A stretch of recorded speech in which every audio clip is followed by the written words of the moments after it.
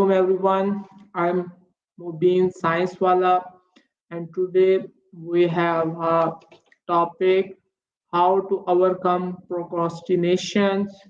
So let's move to ChatGPT. Hello, ChatGPT. Walaikum assalam, Mubin. I'm excited to be here and to chat about overcoming procrastination. Let's dive into it and share some useful insights with your audience.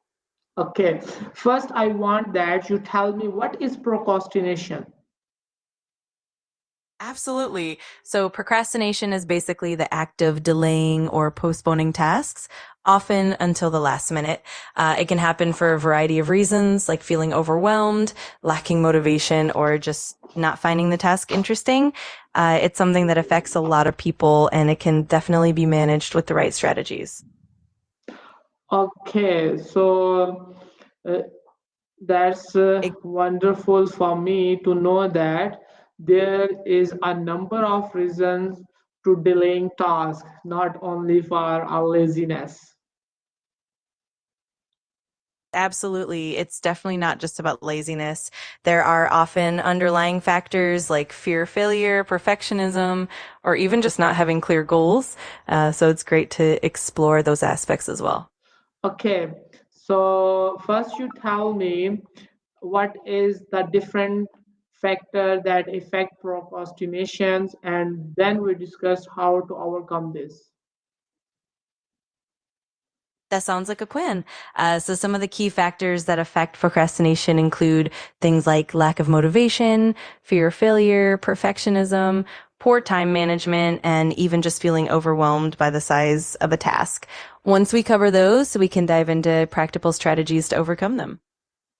So I want that you discuss one by one with some detail all these factors you are describing us. Absolutely. I'd be happy to break them down one by one. We can start with each factor, explore what it means, why it leads to procrastination, and then we can move on to how to overcome it. Just let me know which factor you'd like to start with first.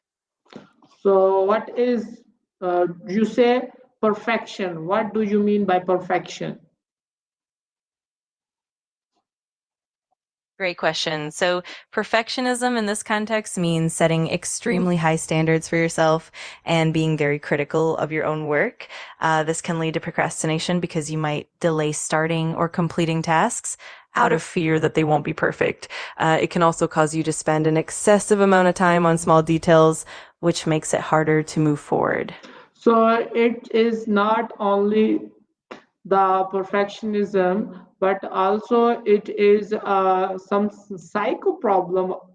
Don't you think that?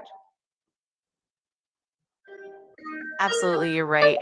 There can definitely be deeper psychological factors at play, like anxiety, fear of failure, or even underlying issues like low self-esteem.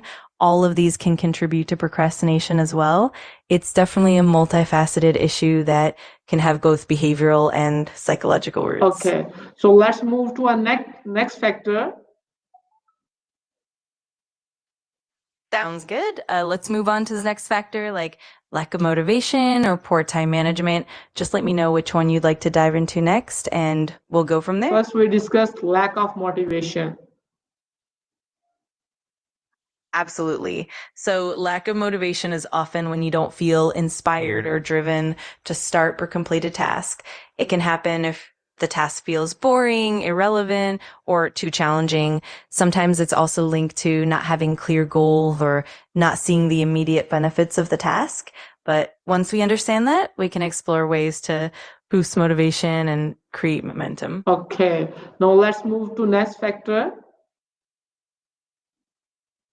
Great. The next factor we can explore is time management. Poor time management often means not planning or prioritizing tasks effectively, which can lead to procrastination. It might involve poor scheduling, underestimating how long tasks will take, or not breaking tasks into manageable steps. Once we understand that, we can talk about strategies to improve time management.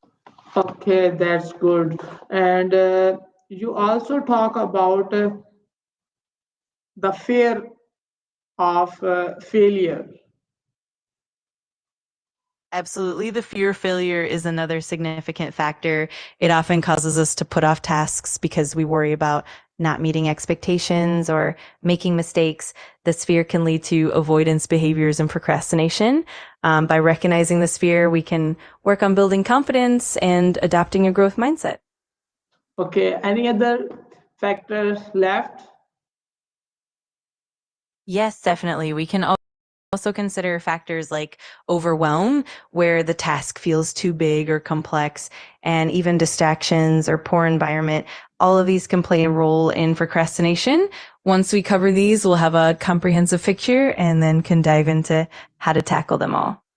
Okay, that's good. So let's move to the second part of the problem or solution. Let's move to solution. How I can overcome these all the factors you are discussing us.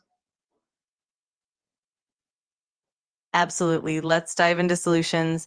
We can tackle each factor with practical strategies like setting realistic goals to combat perfectionism, breaking tasks into smaller steps to overcome overwhelm, using time management techniques like the Pomodoro method, and building a growth mindset to address fear of failure. We'll go through each one step by step. Okay, that's very interesting. I'm glad you think so. I'm excited to explore these solutions with you and help you and your audience tackle procrastination effectively. Just let me know whenever you're ready to dive Yeah, into the first strategy. yes, I am ready. Awesome. Let's jump right in then with something like overcoming perfectionism and then move on to boosting motivation, improving time management, and so forth. Let's get started. Yes, please. Perfect. So let's begin with perfectionism. One effective approach is to set realistic, achievable goals and to focus on progress rather than perfection. Also, embracing the idea that mistakes are part of the learning process can really help. And we can bring tasks into smaller, manageable steps to reduce that pressure. Let me know if you'd like to dive deeper into any of these strategies. No, I just want that you give me an example uh, in a real life that all these strategies are applicable in that situation. Of course. For example, let's say you have a big project at work, like preparing a detailed report. If perfectionism is holding you back, you can start by setting a clear, realistic goal, like completing the first draft by a certain date.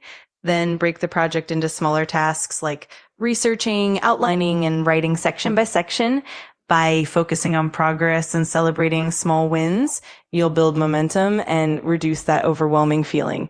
That's just one real life example of how these strategies come together. So where is the all other factors you are discussing us? I just want that you give an example that all the factors are discussed in that specific example. Got it. Let's weave them all together in one comprehensive example. Imagine a student working on a major research paper. They might struggle with perfectionism by wanting every detail to be flawless, and that can lead to procrastination.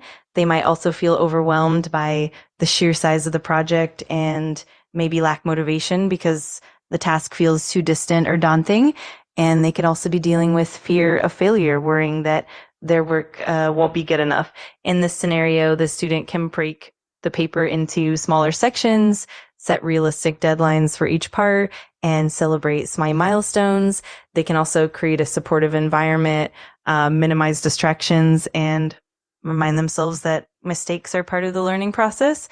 By addressing all these factors, the student can make steady progress and ultimately overcome procrastination.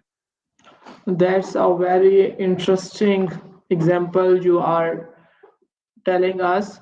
So, one last advice you are giving to your our audience, how we can tackle all these problems in a single sentence. Absolutely. In one sentence, tackle procrastination by setting clear, manageable goals, building a supportive routine, and embracing progress over perfection. That's very interesting. So now I take a break. Now after that I will talk to you and on other topics. Till then, Allah Hafiz. All right, that sounds perfect. Take your time, and I'll be here whenever.